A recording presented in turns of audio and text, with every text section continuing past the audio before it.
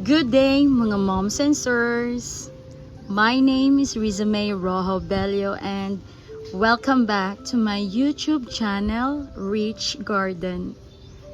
For today's video, i-update ko kayo sa mga succulents ko dito sa labas ng greenhouse. 3 months mga moms and sirs, 3 months na hindi ako nakapag-vlog kasi napaka-busy sa trabaho. Then pag day off ko, super busy din dito sa bahay. Kasi hanggang ngayon, tinutulungan ko pa din yung mother-in-law ko sa business niya, mga moms and sirs.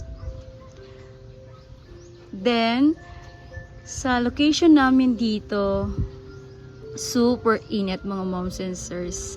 Umaga pa lang, ang sakit na ng init. Sakit na talaga ng init sa balat. Tapos, lalo na pagdating sa hapon. Kaya yung ginagawa ko pag day off ko, gabi lang talaga ako pumupunta dito mga moms and sirs. Yun lang, konti lang talaga yung oras ko na ginugugol sa kanila. Nag-check lang ako or nagre-repat ng ilang mga succulents. Then ayun, kailangan ko din magpahinga mga moms and sirs. Pagod na yung katawan ko sa pagtratrabaho hanggang gabi. Ayan. Noong January, nag-rearrange kami ng husband ko. Then, last week, noong March, nag-rearrange ako ulit. Malas lang kasi hindi day off ng husband ko. Kaya, ayun, etong lahat, ako lahat buhat nito. Ayan. Then, yung 3 mesa, ayan. Pati yun. 4 pala. Binuhat ko yan. Dito ko nilagay para mapuno ko yung area na to. Para mas lalong maganda pang tingnan. Ayan. Tingnan natin mula sa dulo. Ayan. Then, papunta sa dulo. Ayan. Kinuha ko pala to sa sa harapan ng greenhouse. Ayan. Diyan ko kinuha. Para malaki pa yung space na paglalaruan ng mga bata at safe dito na hindi masagi ng mga bata. Ayan. Wait.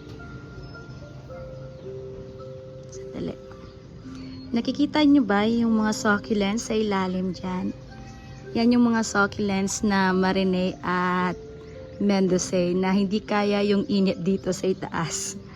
Kasi super init na, hindi ko pa dinidiligan. Yes, baby? Yes? Aww. It's okay, we're gonna buy later ice cream, okay? Okay, just wait for mama, ha? Okay. Yung baby ko nagsusumbong. Just wait lang. Ayan. Pinapa-recover ko pa yan. Kasi hanggang ngayon super init pa din eh. Ewan kung kailan ito matatapos. Yung init lang ng init. Okay lang sana na umuulan. Pero hindi kasi umuulan. Medyo pahirapan lang. Ayan. Ito yung mga succulents sa harap ko pala mga moms and sirs na kaya yung init kahit walang dilig mga moms and sirs. Actually, this month lang ako nagdilig sa kanila. Ayan. Then itong mga succulents, pinagpiestahan talaga ito ng mga daga at ibon. Itong mga cheesecake, yung ghost plant, yung super bomb, pinasok ko muna sa loob ng greenhouse. Then yung Marine, andun sa ilalim ng mesa at Mendoza. Ito kasi yung cheesecake, mabilis lang makarecover. Ayan, parang hindi lang makita or parang hindi nakikita yung damage ng mga leaves niya. Pero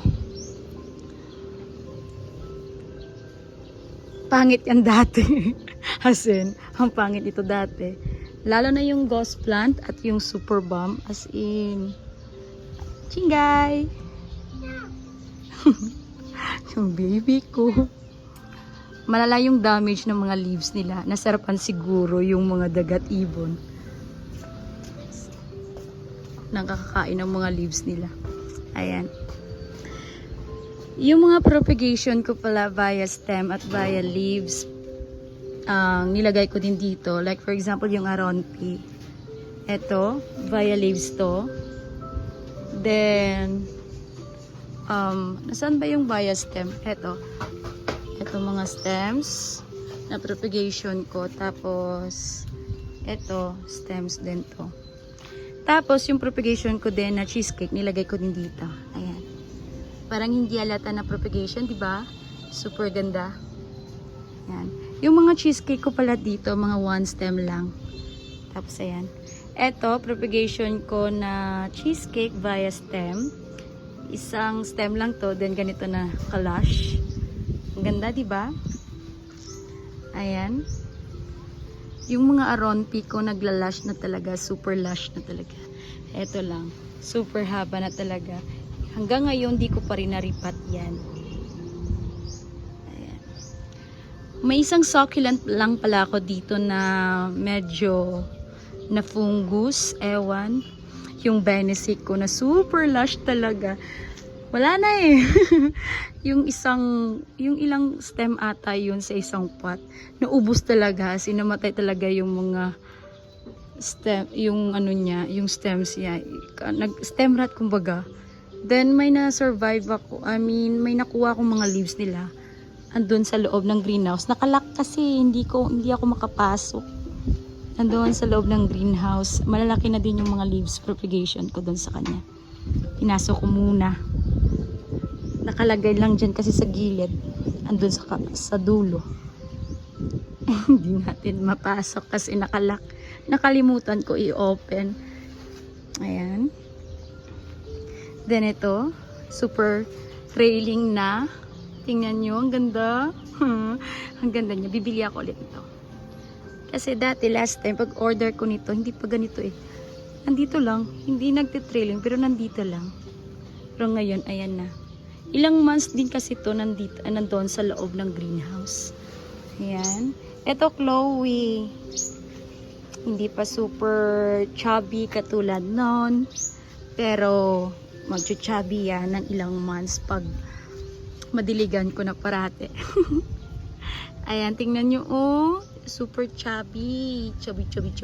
Ilang months to nandoon din sa labas, ay sa loob ng greenhouse, pinapa-stable ko muna. Then, nang nag-stable, ayan na siya. Pinalabas ko na. Then, ito medyo, ito lang sa lahat ng succulents dito sa, yes baby? I love you.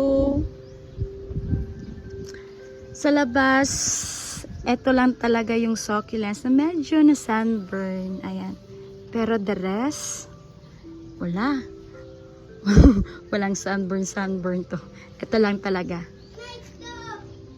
Ito yung imported na cheesecake na kinatingan ko last time sa vlog ko. Then ito yung mga na-cuttings ko. Pag mag-lash na talaga to, i-re-repat ko to individual kasi kawawa yung mga baby niya. Ayan. Super init. Ang sakit sa init. My God. Super lash. Ayan. Tapos yung variegated ko na flapjack. Ang ganda na niya. Nahulog yan dati. Naka-recover lang. Ay, nilagay ko pala dito yung mga Ellen, mga mom sensors. Ayan. Naka-recover na din yan. Sa ngayon, dito lang muna sila. Ayan. Tapos ayan, Purple Delight. Naka-recover na din. Punti-unti lang. Malala din yung damage nito. Ito kasi yung kaunang-unang pinagpiesta ng mga daga at ibon. Ngayon, naka-recover na. Ganda. Ang ganda ng music sa ilalim. Pinapatulog yung baby. Kaya yan yung music ng father-in-law ko. Ayan. Eto niripat ko din. Kasi malaki na siya sa pot niya talaga. Tapos mababa lang yung pot niya dati. Ayan. Railing yan. Ayan, ang ganda, diba? Ganda. Eto pala, ipapakita kasi inyo mga Mosesers. Natataka lang talaga ako kasi tagal ko ng plano na iripat to. Ewan, hindi ko pa, hanggang ngayon, hindi ko pa rin naripat mga moms and sirs. Ayan, tingnan nyo. Hindi na nagkakarambulan na sila sa pot. Ito yung mother plant yung mga moms and sirs. Ayan, ang ganda diba? Akin na. Sige lang, pag makatime talaga ako, ireripat ko to. Ayan. Ayan lang mga moms and sirs. Salamat sa panonood sa vlog ko na to. Sa susunod na vlog, doon naman ako sa loob ng greenhouse. Ayan. Maraming magaganda doon. As in, marami. Sige mga moms and sirs, dito na lang tatapos. Dito na lang yung nagtatapos yung vlog ko. Bye-bye! Thank you so much. Bye-bye. Hello, me. Ah, say bye-bye. Bye. Bye-bye. Bye. You have no tooth. Bye-bye.